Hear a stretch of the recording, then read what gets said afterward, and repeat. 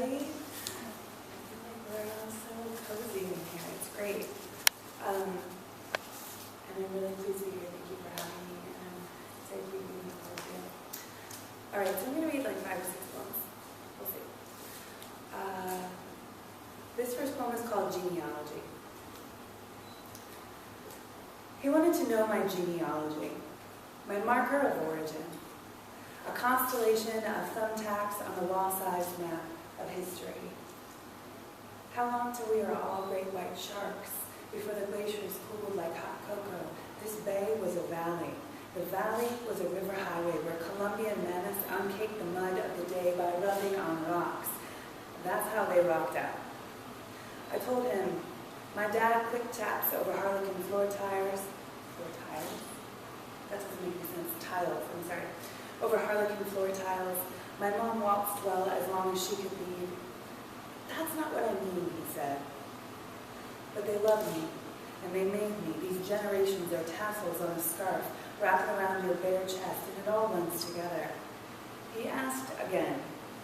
When I explained my origin in the water running down squares of the screen of my bedroom window, we need this rain to ease our breath. Go back far enough, and we're all the same.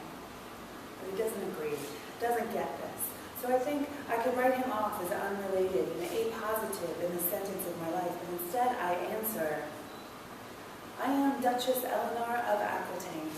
I am King Edward II Plantagenet. I am a handful of the forgotten Mayflower ancestors of Mayflower pilgrims who lasted through the winter at Plymouth Rock. And it's true. These are people whose sex led to me. Is this good? They came before, but they never knew me. What matters more? Isn't the question invitation enough? I am the Farallon Islands in the future of a people whose valley is now covered by sea. Honestly, I'm more concerned with the ships.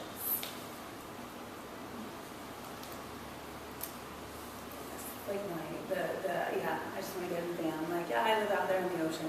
That'll work for me. Actually, my dad did used to live in a boat for a while, and I thought about it. But I'm moving. This is called Tightened Up the Taboo. I laugh because the iTunes Shuffle led me from indie rock to Flashdance, and how can you read or work or do anything when I've got feeling, beans believing, and next to me, your eyebrows rise, make a question mark I can only answer by sharing. I pull out an earbud, lean over, hold it until you reach for it. I didn't think that I'd touch your face, didn't mean to linger on the feel of your beard against my fingers. A year of this, unshaven and thick, taunting quietly, I've wanted you in ways that calcify if left neglected. And you said the same to me. But you flattened your invitations like paper bags from the grocery store. I want to get groceries with you, to watch sports, bands, and nimbus clouds moving faster than we are now. I want to throw your tie against the water cooler, to hurl your belt under the desk, lean back against the places we shouldn't, tilt and swivel into our own music until we are sweat and junk and redemption. I am touching your beard. I'm not supposed to. Against my paws, your smile steadies and holds. We know what hasn't happened here and what has. The rain, dull under fluorescent light, pops against the white cord of my music, and you swell in the light of this. Feign sadly, you didn't notice. Tapping fingers, you gesture and open your mouth and begin to sing along.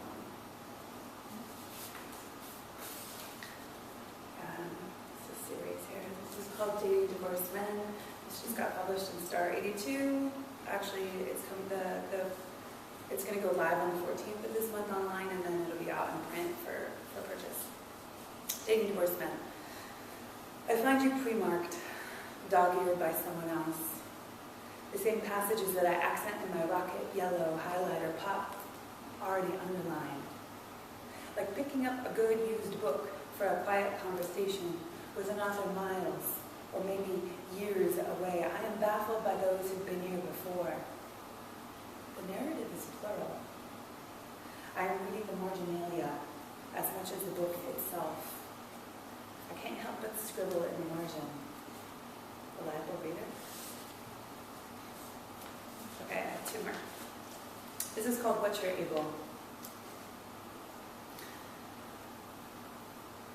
Some days it's easier to tie your tie, to meet your eyes in a quiet, thick like lemon cake. I ruffle through folds of your fears as if I could weed them out, but they grow back. So I hold out your cufflinks, kiss you below your ear. Lips are often better without words.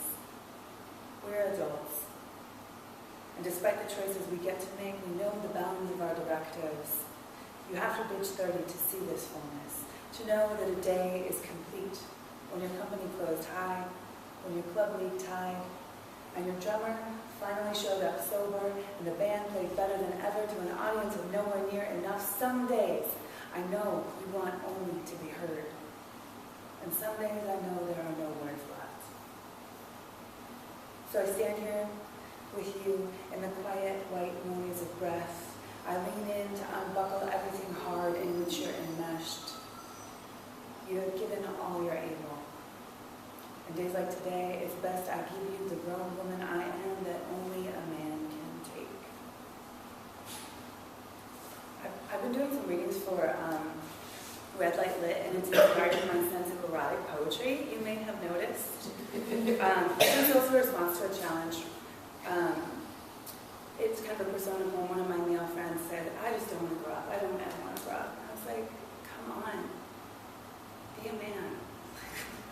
What's wrong with being a man? I teach high school. Being a teenager is hard. Okay, this is my last one for today, I think. Yeah. It's called Nana's First Fax. On the denim blue hip height file cabinet, the machine spread out and over the edges, a fortress of plastic metal and buttons. It appeared like a new hinge in the cattle fence of a farm we never owned but picnicked at most nights. Like the soda can crusher and the on-off clapper for lamps. One day it just showed up.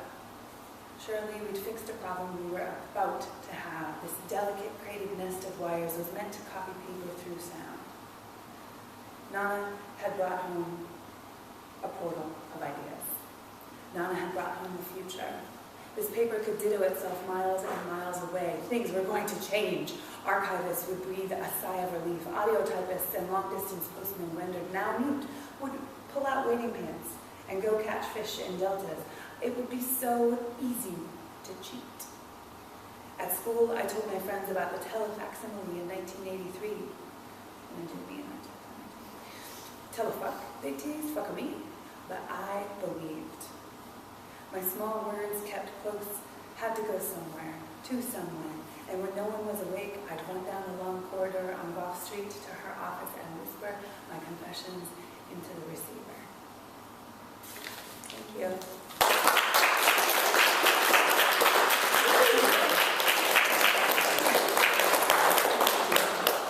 Xan Roberti, excuse me. We are at that exciting moment where we're going to take a break and we're going to get reacquainted with feeling in our legs. So.